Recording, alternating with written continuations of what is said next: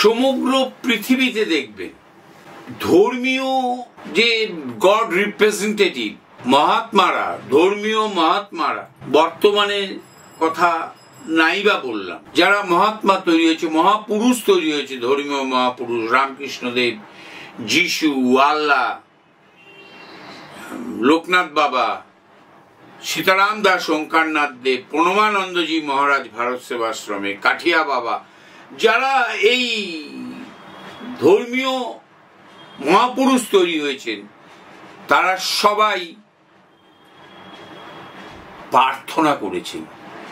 প্রার্থনা ঈশ্বরের দরজায় গিয়ে করা লাগে, প্রার্থনা ঈশ্বরের দরজায় গিয়ে করা না রে, তার মোক্ষ লাভ হয়, পূজা করে হয় না।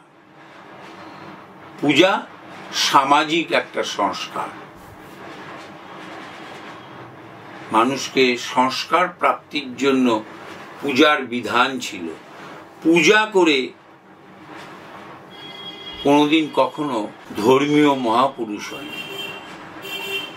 আত্মা প্রার্থনাতেই সিদ্ধি লাভ করে। নমস্কার।